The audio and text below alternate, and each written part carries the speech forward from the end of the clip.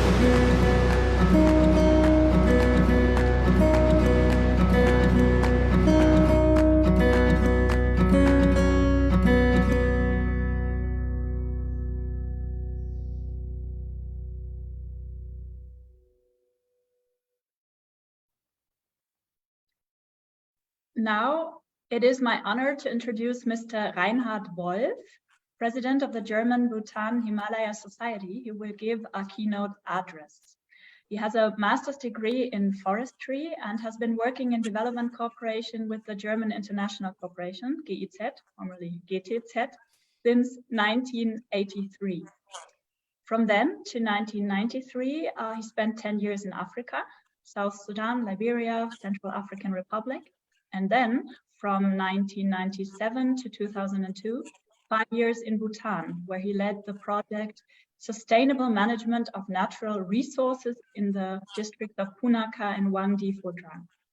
From 2002 until his retirement in 2020, he has been working at GIZ headquarters in Germany, where he oversaw projects in the field of environmental and resource protection in Asia. His second focus was on forest and climate change and international climate policy. Thank you for being with us today, Mr. Wolf.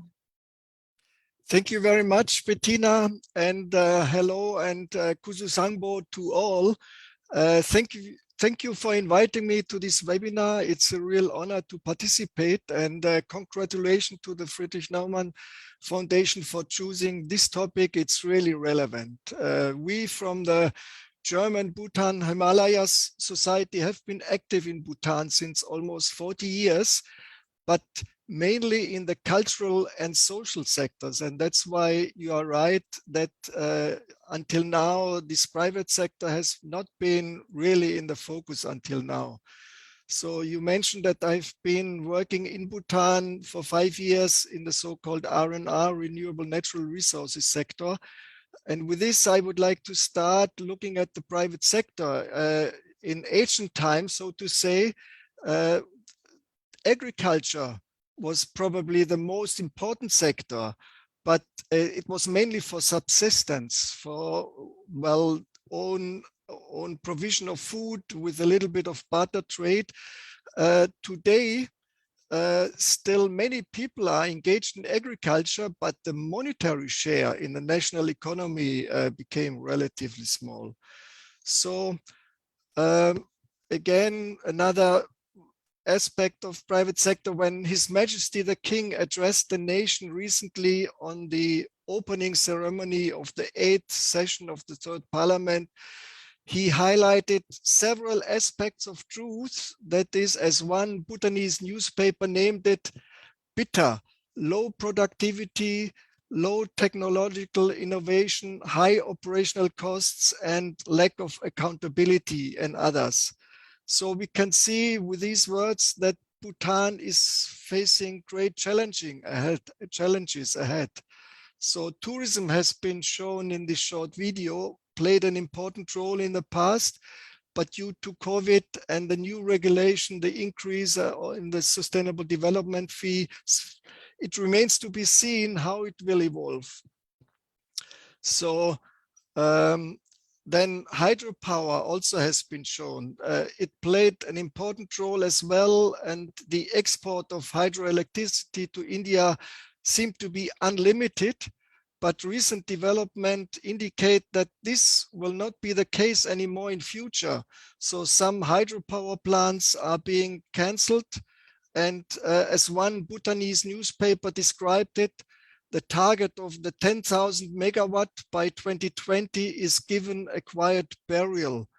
So energy is comparatively cheap in Bhutan, and at least compared to Germany, where we have now to pay some 40 and more euro cent per kilowatt hour, which is about 35 to 40 Nultrum, while the power tariff for export to India is 2 to 3 Nultrum per kilowatt hour, and while the tariff for domestic use is even lower. So it's even just 20th of the price in Germany. So when thinking about the revival of Bhutan's private sector, this low price for energy could be a competitive advantage. Maybe to establish energy intensive industries in Bhutan, especially when India says it does not need that much electricity from Bhutan anymore. On the other side, high energy prices put pressure on all, especially the private sector, to be innovative and to develop and apply energy efficient technologies. This may be on the long run, and maybe for Germany, a competitive advantage in a world where energy will be a limited resource. So Bhutan, as many of you know, will move from a so-called least developed country, which is a UN category, to a so-called middle income country. And when the UN and World Bank and others were assessing the criteria for this upgrade, the economic sector, relying strongly on hydropower, was considered the weakest point compared to governance and other aspects. And it was therefore argued that Bhutan needs diversification and innovation, and not probably more of the same. And this may also be true for agriculture, which still employs a considerable part of the workforce and maybe needs more innovation. Bhutan may not be able to compete with India and other countries when it comes to mass production, and therefore the slogan low volume, high value, which was used especially for the tourism sector, may also apply for the entire private sector. Another aspect, as many of you know, a lot of young and qualified people are leaving Bhutan right now for Australia and other countries. And to stop this, Prime Minister Dr. Lotte Tschering said recently during a virtual Meet the Press conference recently that Bhutan should become a high income country and the economy should increase at a much higher pace. And there the private sector will play probably the most important role. And in another recent interview, which was published in a German podcast, Dasho Tschering-Topke, the former prime minister of Bhutan, said, "Our economy, as sustainable and equitable as it is, has not kept pace with social progress. We cannot currently provide enough jobs. We have jobs in agriculture or construction, but our youth have been trained for better jobs. And as long as we can't provide adequate jobs, they naturally look outside the country for jobs." So we also know, many of us, that unlike in the past, government cannot provide these better jobs, at least not in the quantity required. So the focus again turns to the private sector, but how these better jobs could look like. Another topic which may be discussed during this webinar is the role of the state-owned enterprises. Are they competition to the private sector? While I am a keen observer of what is going on in Bhutan, I would not classify myself as an expert for the private sector. And I have more questions than answers. So the panelists are much more qualified in this field, and I'm looking forward to an interesting discussion. Thank you very much and all the best. Thank you. Thank you, Mr. Wolf. Today's discussion will be moderated by Sunil Rasaili. He's a private sector analyst and advisor to BCCI and managing partner of Misudava Consultancy Services. He's been the general manager of investments at RSA Private Limited since 2011. Before, he was the head of corporate planning and business development at Bhutan Power Corporation, an electricity transmission and distribution company where he worked over 11 years. He's also a founding partner of QED Group, established in Thimphu, Bhutan in 2012, to pursue evidence-based research and advocate alternate solutions to topical issues through its consulting arm and think tank. He works closely with the Bhutan Chamber of Commerce and Industry and is actively involved in private sector development activities at the policy level. He holds a bachelor's degree in electrical and electronics engineering and an MBA. So he's the perfect moderator for today's panel. And the virtual stage is yours, Mr. Rasaili. Thank you so much, Bettina. And a warm welcome to all the participants to this webinar. Before we actually get into the discussion, I would like to set the tone and give context to the discussion. So I have prepared a very short presentation. Maybe it'll take about 3 minutes so that most of the participants are aware about Bhutan and the issues that the private sector in general face. So just to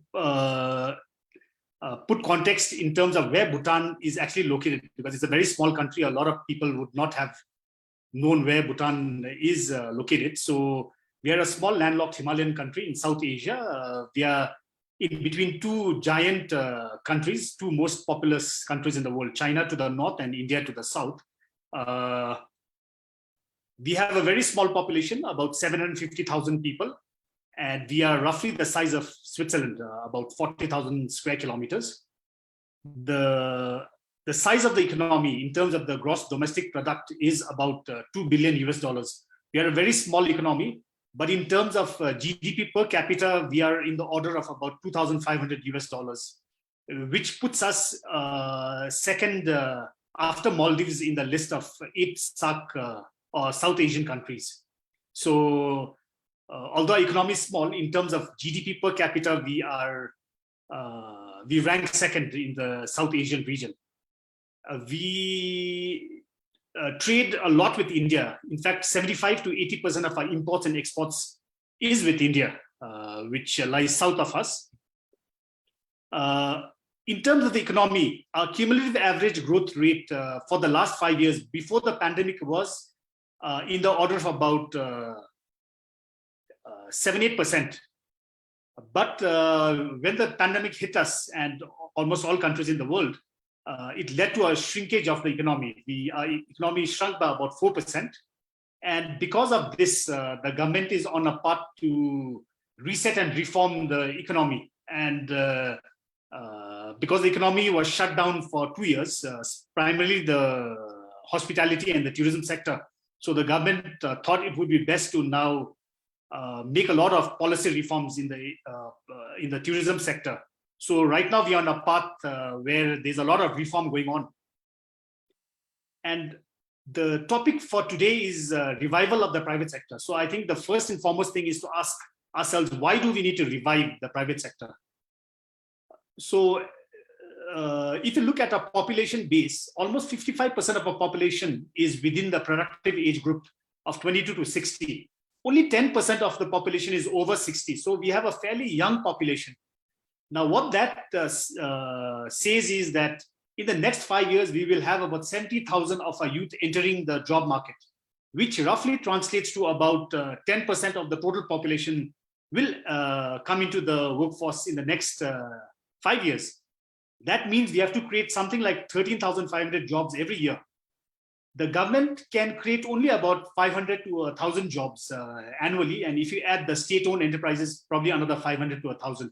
So roughly about 2,000 jobs can be created by the government and state-owned enterprises owned by the government. So a lot of the responsibility now falls on the private sector to create these jobs. So we need to create at least about 11,000 jobs for the youth that will be entering the job market every year for the next 5 years. So this is the context I wanted to highlight for today's talk. And before we actually move on to the talk, I want to introduce our panelists. So we have a very good cross-section and representation of the private sector in terms of our panelists. So we have Mr. Singhi, who is currently the Joint Managing Director of RSA Private Limited, which is a company in the manufacturing mineral processing sector. He worked in the Policy and Planning Division of the Ministry of Education of Bhutan for over 12 years and therefore carries immense experience of the education sector. He currently serves as the board director in a trading, manufacturing, and a reinsurance company. He is also the current president of the South Asian Youth Entrepreneurship Forum, which is an organization of youth entrepreneurs in the South Asian region. He works closely with the Bhutan Chamber of Commerce and Industry and is active with private sector development issues in Bhutan. So welcome, Singhi. Our second panelist is Ms. Chencho. She is a hoteler by profession with more than 20 years of experience in the hospitality and tourism industry. She leads the Wangchuk Group of Companies, a family-owned business house focused mainly in tourism and skills development. Her company has recently ventured into mainstream education by taking vocational skills training into the schools to enable the youth to accept vocational pathways as a main career pathway. Welcome, Chencho. And our third and final panelist is Sonam. He's a very budding entrepreneur, and he's the CEO of Cottage and Small Industries Marketplace in Bhutan. He works closely with cottage and small industries in the food, manufacturing, handicrafts, and textile sectors. He's also the founder of Bhutan's first online marketplace called Bruxelles, which sells Bhutanese products in the global marketplace. So with that, we'll go over to the actual talk. And the way we have structured it is that each of the panelists will have about 12 minutes of talk on their respective sectors. So first, I think I'd like to invite Ms. Chencho to talk about the hospitality sector. Yeah, thank you, Sunil. Am I audible? Yeah, okay. A very good evening to everyone and all the viewers that have joined us for this webinar. I'd like to thank the organizers, Friedrich Naumann Foundation, for inviting me to be part of this very important topic of discussion, which is the revival of the Bhutanese private sector. Today, I'm here to share my views and thoughts on the challenges and threats faced by the private sector with respect to the hospitality industry. So I'd like to basically start by mentioning that Bhutan has actually always practiced sustainable tourism policy, and we have been able to keep away from the temptations of mass tourism. We have been globally recognized and applauded for our efforts to commit to the sustainable tourism policy, despite the challenges that we face while practicing this sustainable tourism policy. And today I would like to delve a bit deeper on these challenges that we face. While I support the sustainable tourism policy 100%, I think it's time now for us to reflect and really understand at what cost are we really maintaining or practicing sustainable tourism policy. It's really time for us to really analyze and identify what are the costs, who are bearing the costs, and how can we reduce the cost or share the cost equally among all stakeholders, along with the government included. I've been in this industry past 20 years, and my experience is both in the form of a hotelier and a tour operator. And my observation is that within the tourism industry, unfortunately, the hotel industry or the hospitality sector seems to bear a big portion of this cost in the following ways. To give you some examples of the cost that the hospitality industry is really subject to. The first example would be the hotel industry suffers from a very low occupancy average of 40 to 45%, as opposed to what should be around 60 to 65% to maintain a healthy hotel industry. With the change in the tourism policy as of September this year, 23rd, and the increase of the SDF from $65 to $200, it has drastically reduced the number of arrivals. To give you some perspective of numbers, I've taken the figures from the Department of Tourism records of the arrivals and compared it to the month of October this year with the October arrivals of 2019. And the figures are showing that we have received only 12% of arrivals in comparison to 2019. Now, judging by this trend, we can easily speculate that we are going to probably receive only about 12% of arrivals in the next year. And that really amounts to about roughly approximation of 37,000 arrivals for 2024. And this does not sound good. And in terms of the supply of rooms, we have 1.2 million rooms available in the market. And this is as per a census report commissioned by the Department of Tourism in 2021.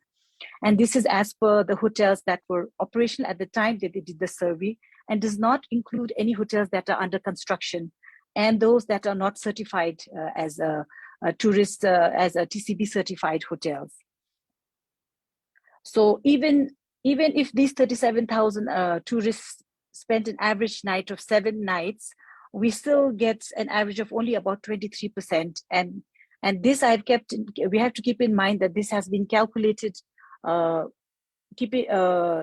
the peak season arrival of this October. And so if you average out the low seasons and the high seasons, this is going to further drop to probably about 10%, which is a very terrible state for the hotel industry to be in. And the only solution here, I find, is to obviously increase the number of arrivals to a number that is needed to maintain a healthy average hotel occupancy. And really one of the only ways is also to look at restructuring the SDF that we have introduced. Another cost that we are subject to are the high finance cost of borrowings while constructing hotels or when we're operating hotels. Most of the hotels in Bhutan are heavily debt financed, and we account for more than 18 billion in debt from the banks.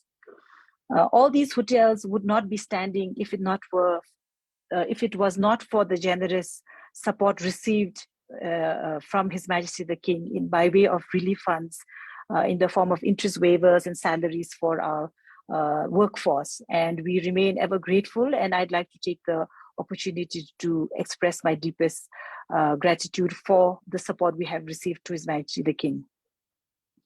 But going forward, we have been given a 2-year deferment by the government and the banks collectively, and which we also are very grateful, so that we may survive the beginning stages of the post-pandemic era.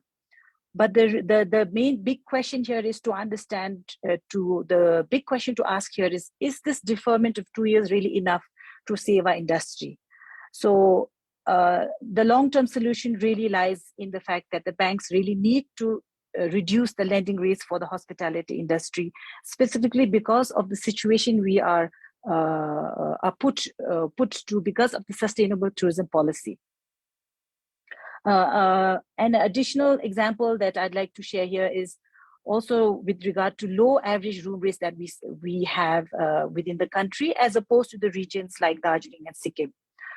This is caused mainly because of the oversupply of rooms in comparison to the demand of tourists arriving here. What we need to understand is that the demand and supply is very imbalanced, and the market forces cannot control or nullify this. In essence, the demand is being managed by the government by way of increased SDF and lowering the tourist arrivals. And on the other side, the supply has not been managed at all, as there is no control in the way of additional supply of rooms within the market. For such a situation to improve, the only way I see is to better manage the supply of rooms in the market based on industry averages. And I understand that other countries like Singapore do practice this, and I hope that we can also practice the same. In addition to all these challenges that we face, we also have a big portion of the hospitality sector that did not meet the criteria that were set in order to pursue high value tourism. And unfortunately, a lot of them have to close down and have to exit the business. In such a case, we feel that the government could definitely intervene and help them by ways of giving them some low interest grants to ease the transition from moving out of the hotel business into other businesses that may suit them. And to add to all of this, we also face, as pointed out by our earlier presenter, that we do face a lot of shortage of skilled workforce within the country, and he has very clearly explained, because the youth are moving out of the country because we have low wages here within the country. The only way that this could be looked at is we definitely need a policy intervention to increase the minimum wages within the country, so that our youth are enabled to live a better livelihood and not have to leave the country to work outside. This may not be very popular within the private sector, but we have to understand that this is the only way, and that in the case of the hospitality industry, we really need to commit to this and manage. Yes, agreed, the operational costs will definitely increase, but we have to look at ways of working it into the cost of your products and price it accordingly, and basically has to be transferred to the cost of the customer. Because of the new policy change that has come into place, effective of September, hotels or the hospitality sector has been presented with the equal level playing field, which presents a lot of opportunities for us to sell our product directly to the customer base, and no more needing to route it through a travel trade person or a middleman. My appeal to the industry really is that we have to now use this opportunity to be innovative in the way we develop our product and price our product, as well as how we market ourselves in the world. We have to move away from the age-old methods of marketing to the travel trade only, and have to really use whatever online platforms that are available now, social media marketing, all of this to really make sure that our presence, we are out there in the market for the world and the customers to be able to access. I would now like to conclude really by saying that although the situation is looking very grim, although the situation looks very grim, and I have really taken this opportunity and taken it as my duty to present the scenario as it is, I do truly believe that in the spirit of our new tourism motto, which is Bhutan believes, that we will really receive the support from our policymakers to really fast track the revival of tourism, and as well as I would like to appeal to our industry stakeholders to really commit ourselves to rise above all these challenges that we face and work towards delivering high standards of service to meet the high value promise that Bhutan is making. So with that, I'd like to end my presentation and hand over back to you, Sunil. Thank you. Thank you so much, Chencho. I think it was quite an eye-opening experience that you have shared with us. We'll come back with the questions after the other two panelists have spoken. Sure. So thank you, Chencho. Now I'd like to call upon Sonam Shofel to talk about his experience in the CSI and the digital marketing front.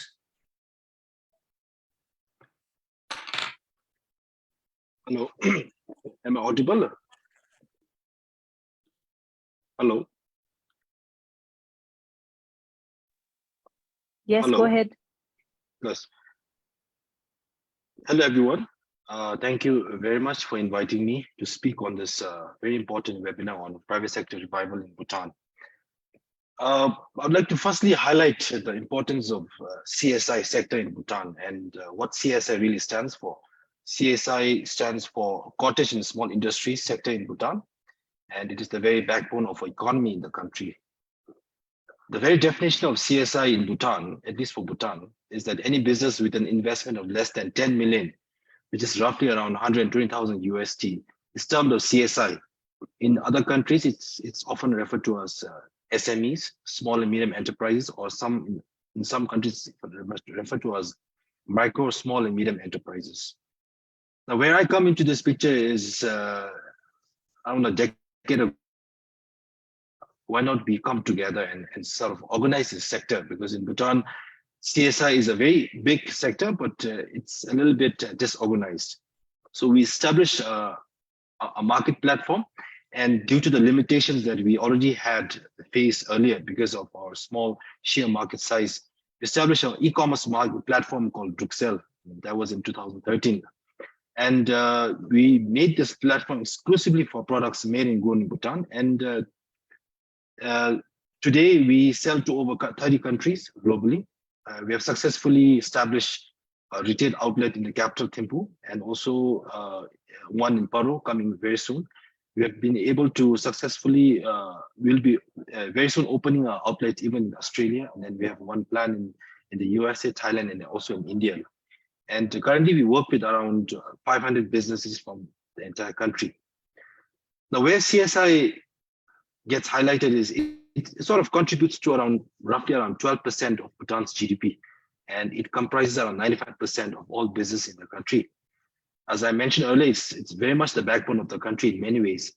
And at this time, CSI is largely dominated by service and contract industry, with less than 7% into the manufacturing industry. But at the same time, it has a heterogeneous mix of a variety of businesses, both the young, the old, different scales of businesses.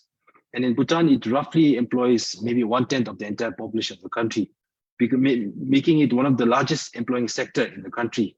And I believe it's also inclusive. It's also doesn't require much of capital in the sector. It sort of attracts entrepreneurs, and a lot of young innovators tend to get attracted to this sector. Now, CSI has created, now at least for Bhutan, a very huge impact, especially on the socio-economic front, driving local innovation. It has brought in investments, different small varying portfolios. It has started to diversify business in the country, creating employment.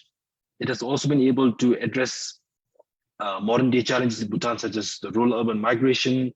It has also encouraged people to contribute towards economic self-reliance and also help in reducing poverty at the very much the rural settings in the country.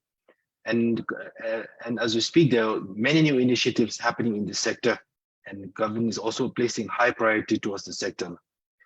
Now, from working with the CSS sector with over a 10-year span of time, I see both challenges as well as opportunities in the way ahead of us. And the challenges I could probably define is in terms of problems. As you may be aware, Bhutan has a very low scale of economy. We have challenges with supply chain, with logistic infrastructure, inefficiencies in the country. Access to finance is still, yes, it's much better than 10 years ago, but still a challenge. And there's a lot of fund limitation as well. There's a lot of competition from imported goods. I guess excessive imports are happening in the country. That's why we have a negative balance of trade. There's uncertain market scenarios are happening, which we never expected, such as the recent pandemic. We have, and also in this sector, there's low adoption of technology, which is impeding the scale up and expansion of the sector. And if you overview the entire CSS sector in the country, still, if you look at the dynamics, around 90% of the business are still at the level of sole proprietorships, or 2 or 3 people get employed in the sector, and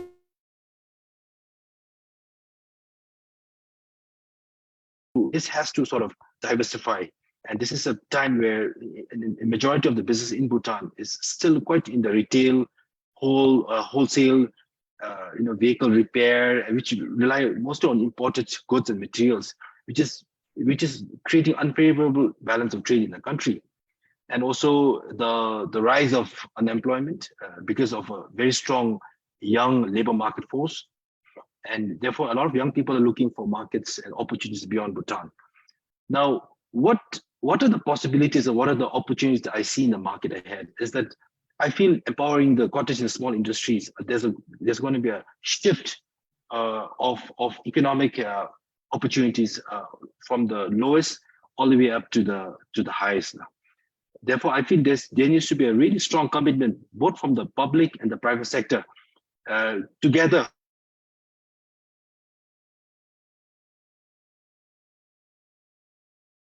So that we can be more prosperous and also very competitive. And to realize that we need to continue supporting entrepreneurship in the country across various stages of business growth, not just at the startup phase. We have to ensure fair, competitive playing field for all business to thrive in the country. We have to have open marketplaces, and also private enterprises are very critical for this development.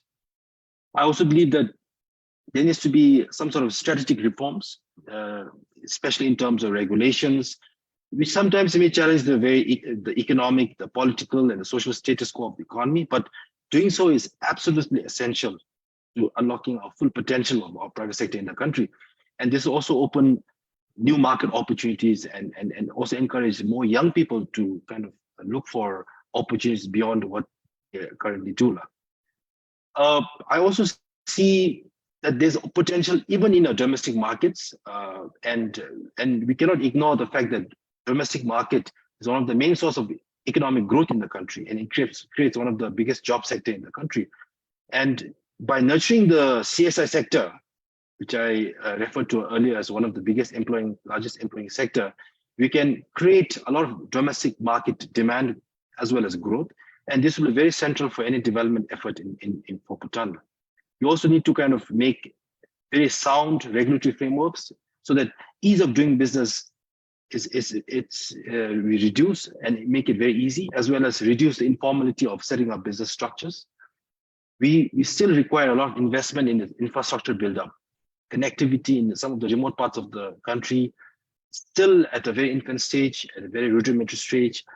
workforce needs to be skilled. There needs to be constant upskilling and reskilling of our, especially of a young youth. And also it has to be consistent, as well as we have to be prepared for a 21st century workforce. There needs to be more encouragement of foreign investment coming into the country in the CSI sector, so that we diversify our portfolio. And particularly for me, I'm particularly interested in increasing international trade. And I'm in the sector for a while, and I know quite in depth in terms of the international trade. So in order to realize the full potential of our CSIs, the small medium enterprise in the country, we have to look towards how do we reduce the non-tariff barriers, as well as how do we bring in investments in terms of the transportation infrastructure, improve the efficiency and the transparency of all our goods cross-border trading. So this will unlock a lot of potential in the international realm, so that Bhutan can become a global market player. So I believe that government has high regard in this sense, that for CSI, they have a lot of incentives being rolled out. There's a lot of opportunities being rolled out to upscale, provide training, also access to capital. But I still feel that we need more. We're still struggling to scale up our CSI sector from what it is. And one of the biggest challenges for CSI, the cottage small industries, to transition upwards. And it is very important for the overall growth of the economy. If the CSI, the cottage industries, can transition from where they are to becoming more towards a small to a middle scale business, I see a huge potential. And this is where I feel a missing gap exists in Bhutan, so that the cottage industries can become more organized, resources can be better used, and all the small industries can take advantage of the economies of scale and invest in innovation, standardize and invest in human capital. And scale is ultimately associated with productivity, so which will be one of the main driving force for business growth in Bhutan. So therefore, I believe that the use of technology is also vital for business in country to improve their efficiencies to a higher degree of standardization. There's a strong focus on implementation of new age technologies required. And we also need help in scaling up our operations and becoming part of the global value chains. Therefore, the transitionary mid-firms has to now start growing. And at this point in time, I feel there's a gridlock happening in Bhutan. And this has to now start transitioning towards a larger scale growth path. And growth is imperative for us to capture all these opportunities for the coming demand in Bhutan. And for Bhutan to move forward, I believe that Bhutan needs to triple its number of large-scale firms and scale up the mid-sized firm from the current state, and also contribute the small firms to at least become the mid-sized businesses. And to improve and enhance all these domestic industries, we need to roll out some incentives, subsidies. Government needs to continue support, and it is highly, highly critical. And at this stage, I believe Bhutan is at an inflection point, and we have the opportunity ahead of us to raise our domestic prowess and to cater to our global market demands. And private sector has the power and the tools to catapult Bhutan into that state, this high growth potential state. And to fulfill this ambitious needs for Bhutan, we have to start planning. There needs to be a concrete action plan to fulfill demands for a sustainable growth, create gainful employment, and improve higher productivity in the private sector. Thank you. Thank you so much, Sonam, for your very, very insightful sharing of experiences. We'll come back to the questions at a later stage. For now, let's move on to Singye, who will talk about his experiences in the manufacturing sector. Singye, yeah, please go ahead. Thank you, Sunil. Good and good evening to our audience in Bhutan. And hello and guten Tag to those joining us from Germany and Europe. Firstly, I'd like to thank Frederick Naumann Foundation for inviting me to participate in this webinar on revival of the Bhutanese private sector. I'd also like to apologize in advance for any disruptions that may be caused by my cough and cold. that have been suffering over the last couple of weeks. I'll start by sharing a brief overview of our economic development and then delve a bit deeper into issues concerning the manufacturing sector. As our King, His Majesty Khesan Namgyal Wangchuck stated at the opening ceremony of the current parliament earlier this month, Bhutan stands at an inflection point. We have made significant strides by addressing the baseline challenges that many LDC countries continue to face. Most visible is the steep decline in the income poverty from 32% to 8% within the last 2 decades, along with a quantum leap in life expectancy and primary education enrollment. Despite only embarking on modern development since the 1960s. Even on the economic front, we have fared well. A sustained growth in our per capita income of more than 8 times since 1990, while at the same time, we have respected environmental concerns. Such broad assessments, however, mask emerging issues, preeminent among which is youth unemployment, which at 16% may not sound as alarming as that of some other countries, but its persistence is a cause for concern for us. Successful drives to expand the outreach of education have resulted in a basic net education net enrollment rate of 97.4%. While statistics show that the overall employment rate is 97.5%, it does not capture those who have exited the labor market, and labor force participation rates have been on a decline since 2010.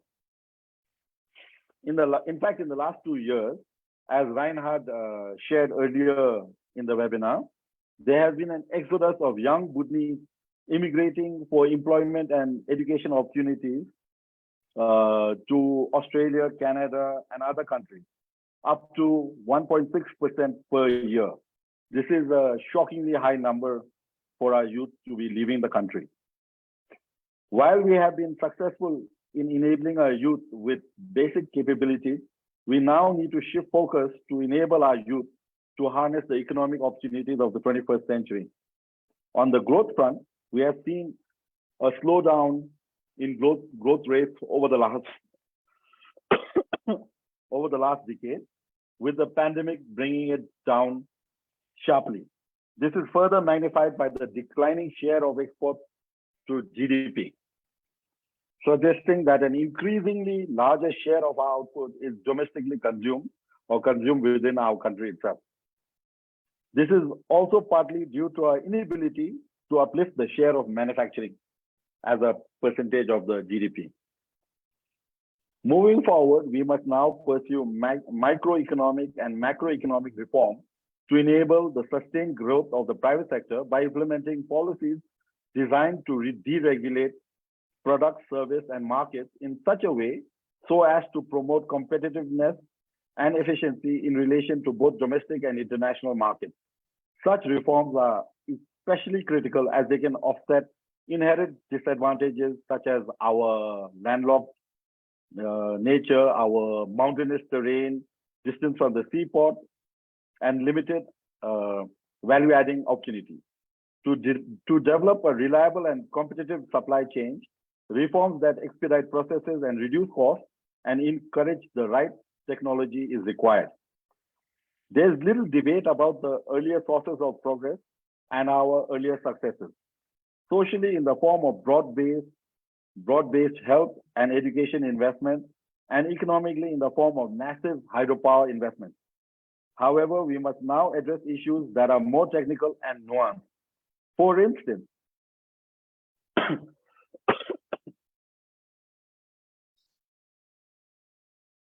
how do we create employment in fields other than the traditional domains of agriculture and government? And where do we unleash growth?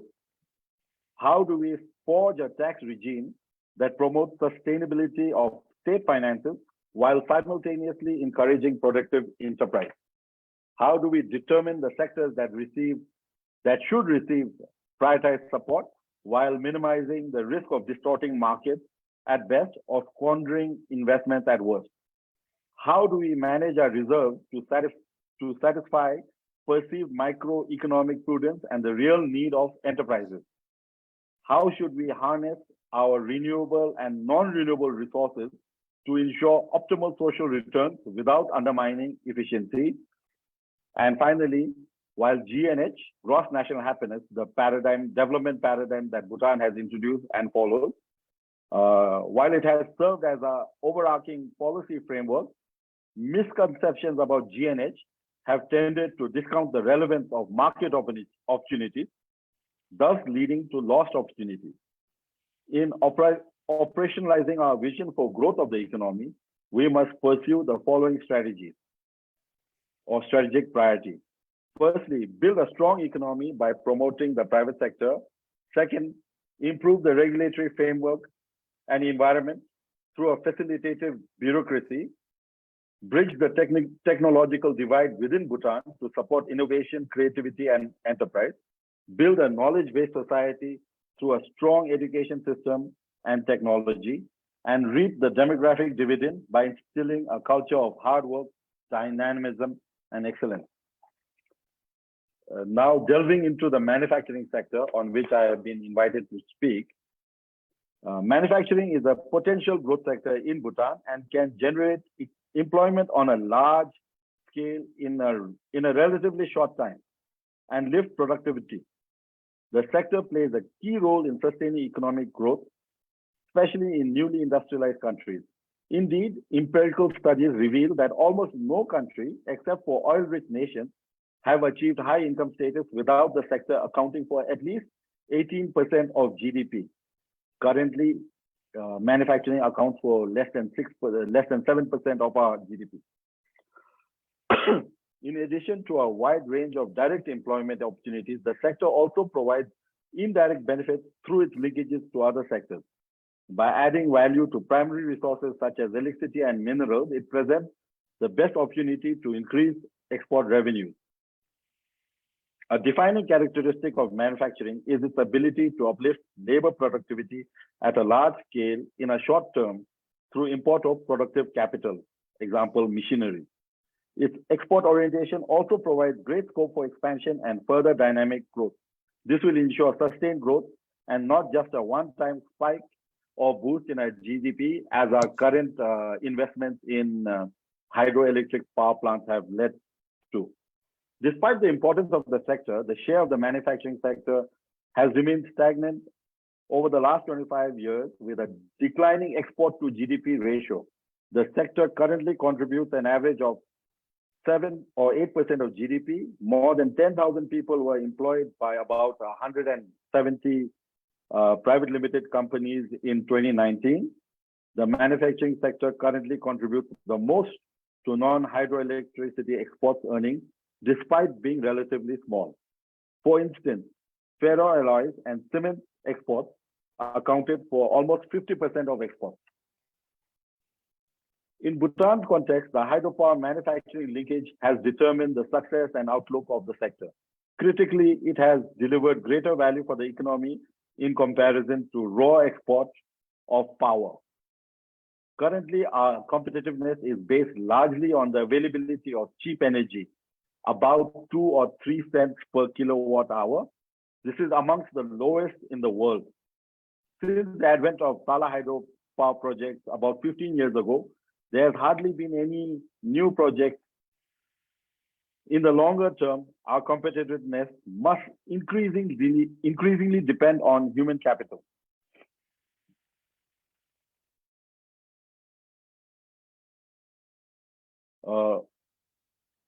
Considering the capital-intensive nature of manufacturing, it would appear logical to promote large-scale units. Currently, we have about 463 manufacturing units in the country. Only 23 of them are considered large-scale, and cottage and small-scale units constitute about 80% of our units, manufacturing units.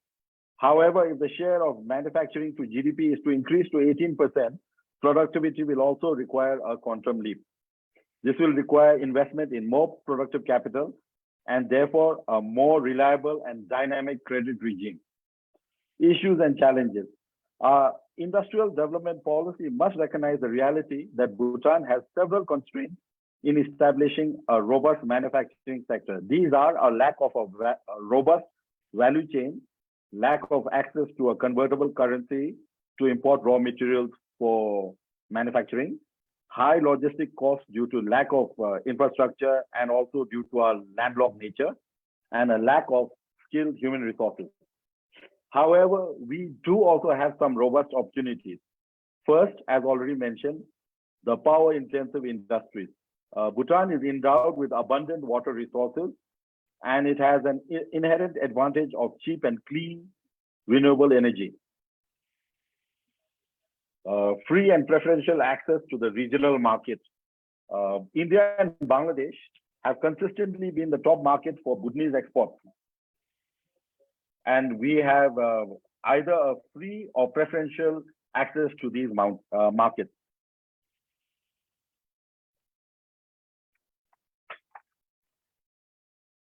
If I have to put forward some strategic initiative to unleash the manufacturing sector in Bhutan, I've arranged them into three thematic themes. Firstly, the reform of the overarching regulatory framework, or what we call the ecosystem, towards supporting manufacturing competitiveness and diversification, in improving infrastructure to improve logistics, and investing in human capital. In improving the regulatory framework, there are several areas that we can focus on. These are, for lack of time, I'll just list them out. Access to current convertible currency to purchase raw material for our manufacturing units, extending income tax holidays to industries exporting to India and earning rupees instead of dollars, projecting electricity tariffs for a longer duration so that industries have a definite price path so that they can assess their risk, and to allow banks or to encourage banks to implement cash flow based financing for projects, to promote value addition to minerals, to allow access to raw materials without customs duty and or sales tax, and to relax the policy on value addition requirement on imported raw materials. Also to address the regulations on accessing forest products and agri-based industries. Currently, Bhutan does not allow the exports of timber, and neither does it allow our excess timber, which is rotting in the forest, to be converted to charcoal. Currently, charcoal is Bhutan's #1 import.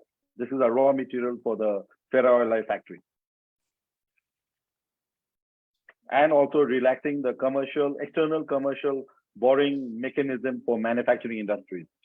For infrastructure, Bhutan must fast track its rail connectivity to India, invite FDI into establishing special economic zones for industrial manufacturing, and to develop inland ports, dry ports with all necessary facilities, including and especially container terminals. Currently, containers that come to Bhutan must return empty because we do not have an identified container terminal. This increases logistics costs. And also investing in human capital by improving and enhancing the TVET, and also changing the mindset towards blue-collar jobs. I think I've extended way beyond the 12 minutes. I'd like to stop now. Thank you, Sunil. Thank you so much, Singhi, for sharing your valuable insights on the manufacturing sector. So the way we would like to now proceed is we have about 10 minutes left, or in fact 15 minutes left. So before we actually throw the floor open to others who have joined virtually, I would like to take the time to ask each of the panelists a question each. And I would like to limit it to 3 minutes each so that we wrap up in the next 10 minutes. So the first question I'd like to ask is to Chencho. So like Chencho mentioned earlier, the policies of the government, especially on the Sustainable Development Fund, has led to a drastic drop in the inflow of tourists into the country. And tourism, from what was shared, the data that was shared last time or during the pandemic, was that it employs something like 50,000 youth in the sector. With the drastic drop in the traffic or inflow of tourists, it is definitely going to have an impact on the employability and employment of this youth.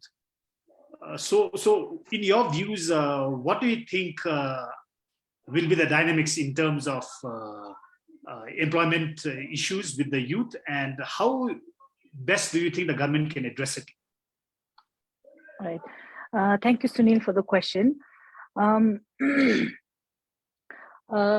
As mentioned earlier, so many youth are leaving leaving Bhutan for jobs abroad.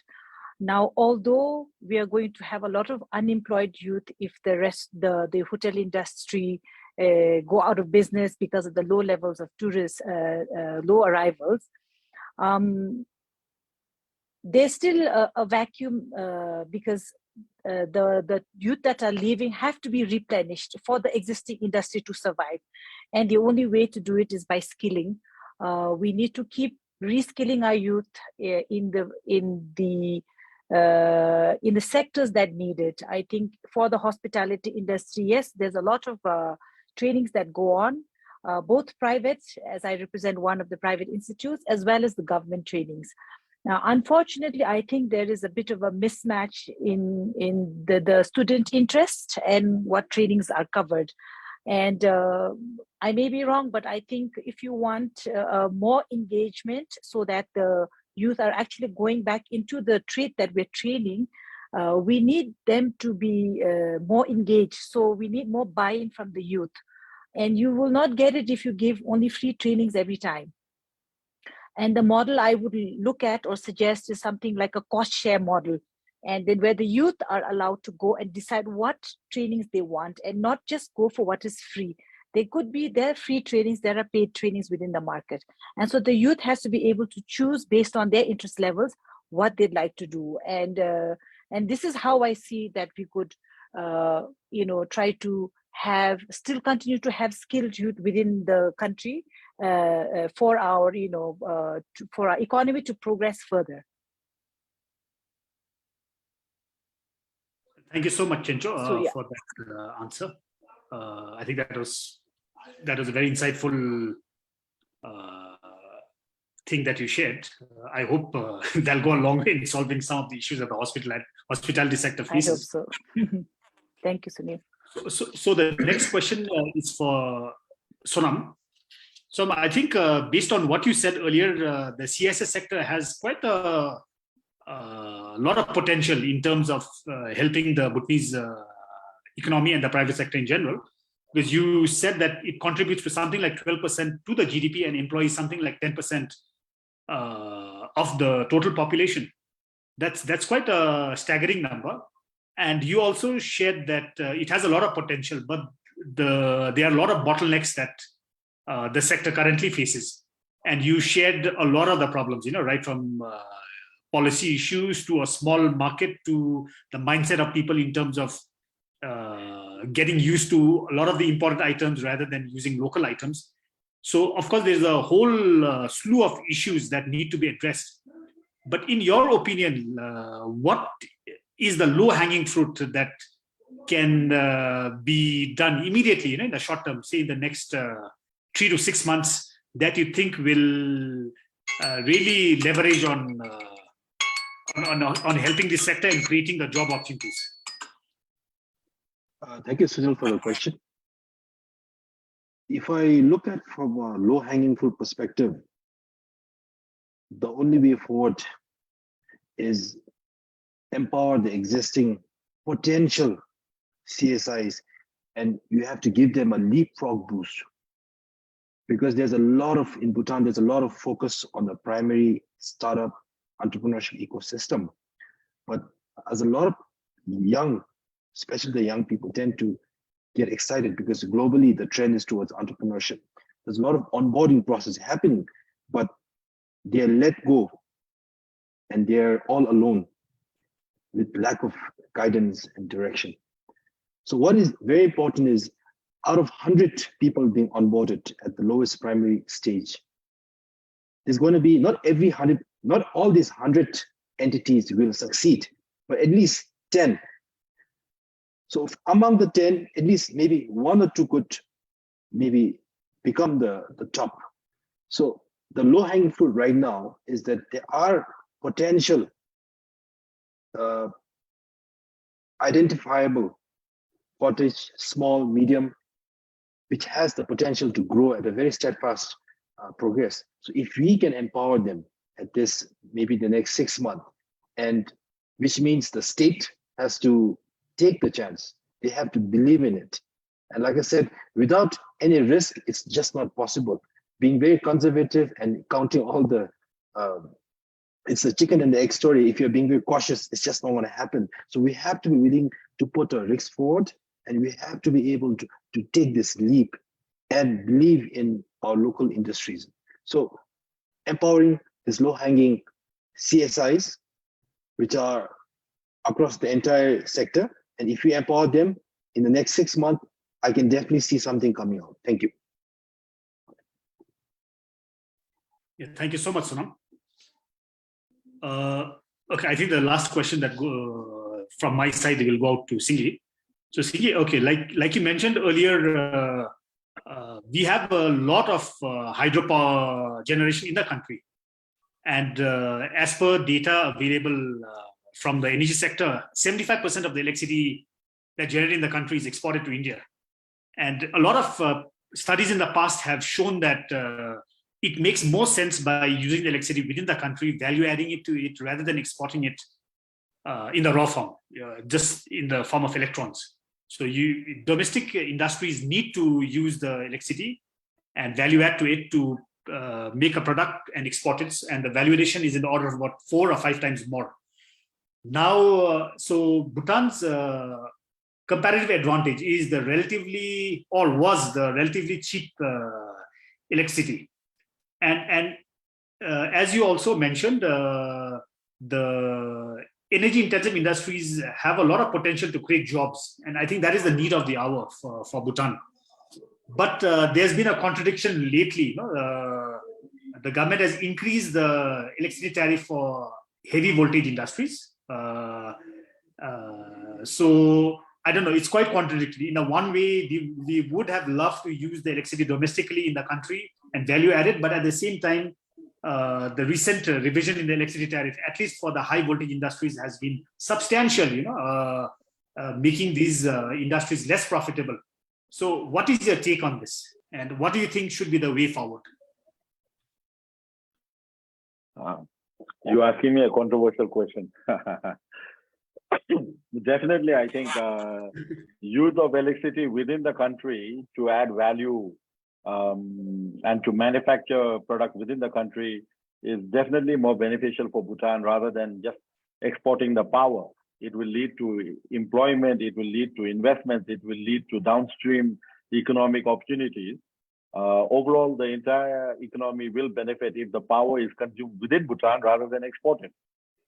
Having said this, in the recent tariff revision, there has been an anomaly in the sense that the HV tariff has been raised. I really cannot go into how or why it happened because, as you know, the entire pricing mechanism is quite a technical one.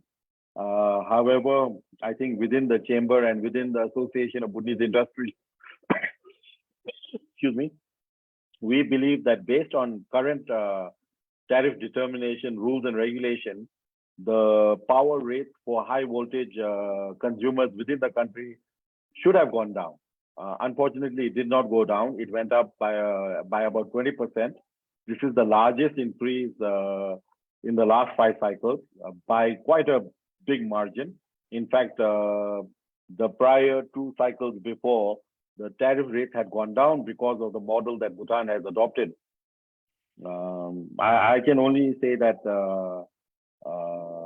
the royal government should consider making the energy available for Bhutanese industries to take advantage of and establish energy intensive units within the country.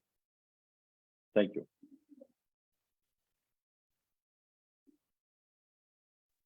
Thank you, Singhi, for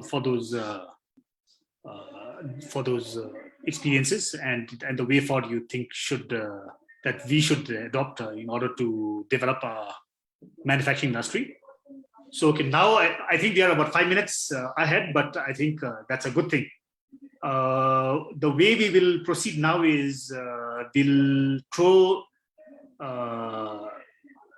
will open the session for questions to be asked from people who have joined virtually, and we have I think about 10 to 15 minutes for this session, and I can already see there are a lot of questions. So I'll pick questions which I think are relevant, and because some of the questions I can see have already been answered or have been covered by the panelists. So the first one is from somebody who joined virtually from Pakistan, Rabia Fidos from FNF Pakistan. There's a question to Singhi, which talks about changing the policy of exporting of forest-based products like timber.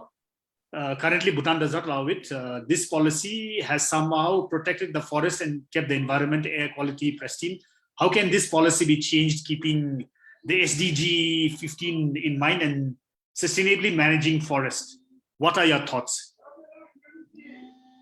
So, Singhi, that's a question for you.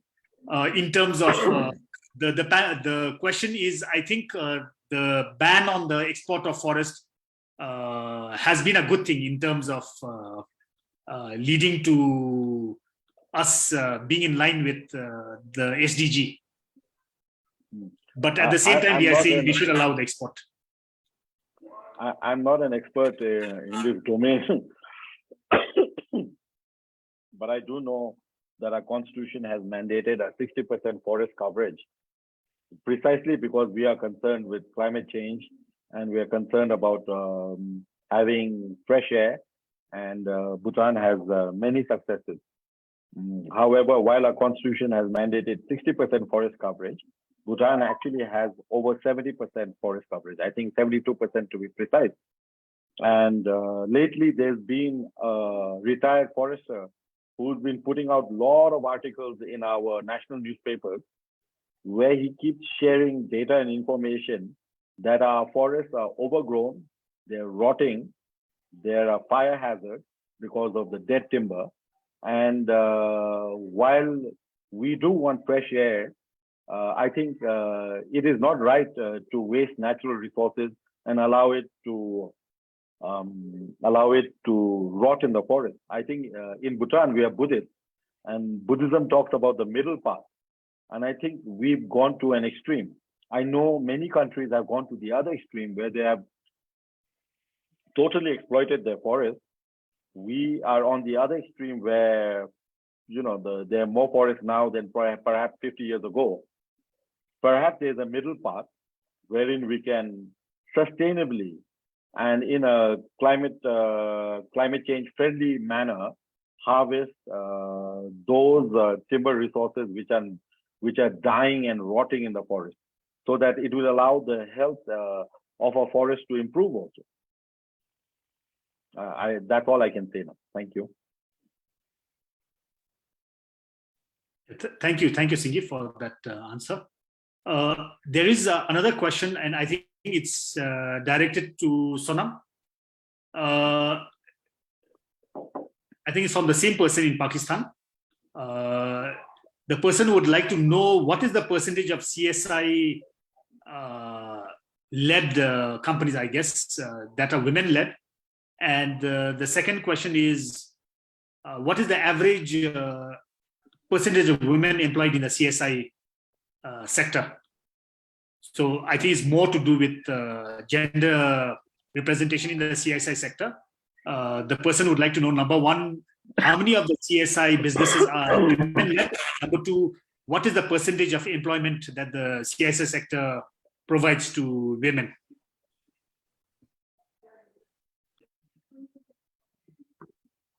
Thank you, Sunil, for the question. If you ask me about how much is the percentage of the CSI women-led, if I'm not wrong, the figure is around 40%, roughly around 6 to 40% is led by women. So these are women-owned enterprises. which comprise around 36% of the entire CSI industries. And to answer your second question on what is the average percentage of women employees, is it's around the male to female ratio in any business in Bhutan is around 59%, which means it's 1-to-1. So one male female is equally employed in any in a given average business entity. And the third question with regard to the made in Bhutan products is that it's an initiative taken up by the government a couple of years ago to have a certified brand label under the name called Made in Bhutan, and under which there's two sub-brands, which is one is called Made in Bhutan, and another one is called Grown in Bhutan, for products that are non-wood and forest-based products. This the brand has been entitled has a certain criteria for the products to fulfill, which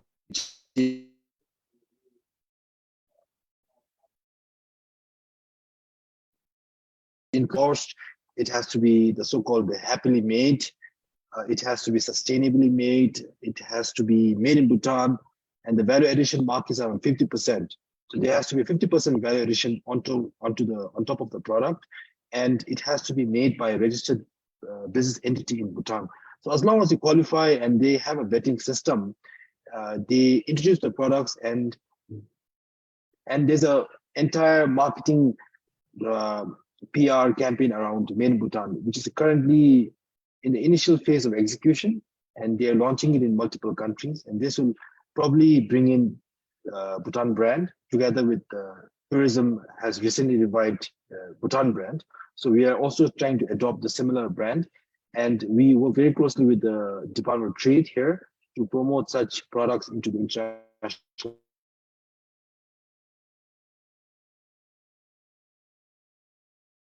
marketplace in other countries. And one way for Bhutan is, like, I believe in using technology. That's why e-commerce, I believe we can reach far and wide. Second thing is to have a dedicated outlet.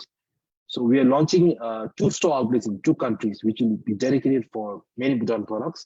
And the third one would be to have collaboration and partnerships with the international promoters, such as promoting them in certain shelves. Like we have for example, I'll give an example.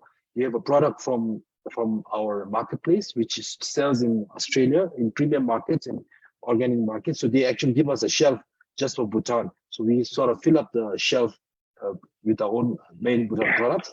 And the last one would be trade fair, where we would actually access ourselves directly, we pitch ourselves directly in front of the consumers. And we're quite actively engaged in participating in many trade fairs across the world. Thank you. Thank you, Sonam. Okay, we have a question from Dr. Klein, and I think this is quite relevant because a lot of the talk we have been doing is has been focused on what can Bhutan do, to improve and help the private sector and the economy in general. The question here is what must be done from an international level, maybe from a perspective not from within the country, from outside the country, or I don't know what the other panelists think, but I think it's a very relevant question. It's in terms of what the outside sector can do to help increase Bhutan's integration in international and South Asian markets. So I don't know, any one of the panelists can take this question. The question is, what must be done on an international level to increase Bhutan's integration in the international or South Asian markets? So I guess it's what can be done from organizations or governments or entities outside of Bhutan that can actually help Bhutan to integrate our market with other markets. If I may. So Bhutan's LDC, and it's currently graduated from its LDC status. I think by 2024, we'll no longer be an LDC. So there were some benefits of being an LDC. I think access to markets was the #1 benefit, though Bhutan didn't take advantage of this. It was at a time when there was not much manufacturing in Bhutan. and Bhutan did not really take advantage of EBA, everything but arms. I think now that the development of the Jigmeling industrial estate and the burgeoning growth of CSI industries, there are more and more products being manufactured in Bhutan that can be sold abroad as Bhutanese products. So there is a channel wherein Bhutan can access the markets of the world. This is called the GSP Plus, I think. I think there's a requirement for certain number of UN instruments to be signed. I'm not really sure of the details, but once we get accepted as in the GSP Plus, we'll have relatively free access to the markets of Europe and North America. And this is something I think our international friends can help the government in achieving. Thank you. Just add on top of Mr. Singh's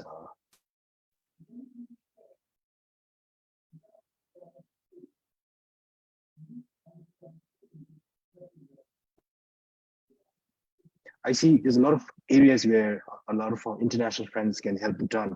One is definitely in helping us, giving us the trade intelligence, because this is where one thing that I've gained from my experience is that I've learned so many things from a lot of international expertise, where I was able to get in a lot of intelligence around building niche markets for products and services beyond Bhutan, because sometimes we tend to forget that there's market opportunities beyond Bhutan. The second thing is, Bhutan being a highly landlocked country, we highly need assistance in building a robust infrastructure for logistics, because this is one of the biggest hurdles that for our organization, we do a lot of shipments around the world. We face huge challenges based of export logistics. And how can we do that? We're still learning, and we would need your expertise in helping us. How can we create this value chain, both inland and outbound? The third thing would be to help us in building our capacity to improve our quality standards. This is something that I champion here, and I believe in improving standards, which means what are the requirements, what are the global standards that we require, what are the procedures, custom procedures, what is required across any country, because every country has their own regulations around their borders.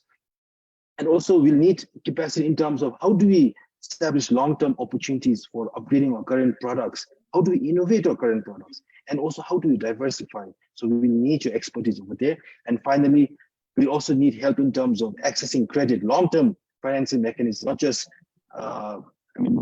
majority of business in Bhutan is debt finance, or we have a bit of burgeoning investments happening, but it's still at a very rudimentary phase. So we'll need help in terms of opening up many more opportunities in raising investments, funding opportunities, access to long-term financing with international investments coming into the country. Thank you. Thank you, Sonam, for those insightful words. With that, I think it'd be a good time to wrap up the webinar. But before I actually wrap it up, me personally and on behalf of the other three panelists would like to extend our gratitude to FNF for giving us this opportunity and bringing this very, very important topic, the issue of how the private sector can be developed and what are the things that need to be done in order to revive this, because I think it's a very, very critical juncture now for the private sector to play in Bhutan and to contribute to economic development. We already have very ambitious plans of becoming a middle-income country in the next 8 or 10 years. So I think the only way we can achieve that is by ensuring that the private sector grows and is very robust. So, and I think it's very important that such discussions happen more often, and maybe not only at a virtual level, but I think we need to have such discussions across all levels, at the level of the chamber, even sitting across with the government and things like that. I think it's very, very important, and we would like the assistance of FNF to help us on this front, to take this topic even further. So with that, I'd like to close the webinar. But before we actually close it, I would like to invite Dr. Klein, who is the head of FNF South Asia, and based in Delhi to make the closing remarks for this webinar. Dr. Klein? Yes, thank you very much indeed for this very fruitful and extremely interesting discussion. To be honest, I learned a lot, not about only Bhutan, but also about the neighboring countries' economic reality in the country. So I think as Friedrich Naumann Foundation South Asia, it is good, and we will continue with that, to draw our attention in South Asia, not only to the large countries in the room, but also to the smaller ones. And especially Bhutan is an important player, both on a regional and also on an international level. What is reflected, for example, by its excellent commitments within the United Nations and so on. As liberals, we of course also value the importance of economies in general, and in particular in small and medium-sized enterprises. And I think this discussion has also shown that you, as smaller, medium-sized entrepreneurs, that you enable societies. You are the backbone of every economy. You are the major taxpayers in the countries, and you provide life perspectives to very, very many people. So as you have mentioned, unfortunately, we see in so many South Asian countries this leaving this drainage of very, very skilled, talented people to other countries. And you as entrepreneurs, and of course, within the political framework, politicians, parliamentarians are very, very much responsible to counterdict this development. Friedrich Naumann Foundation, and that is very, very clear. We will go and promote and expand our commitment, especially in the area of small and medium-sized enterprises, number one. And of course, we also will foster our cooperation with, if I may say so, not only a relevant country, Bhutan, a successful country, Bhutan, of course, with many challenges, but also a very sympathetic country. And yes, you are right.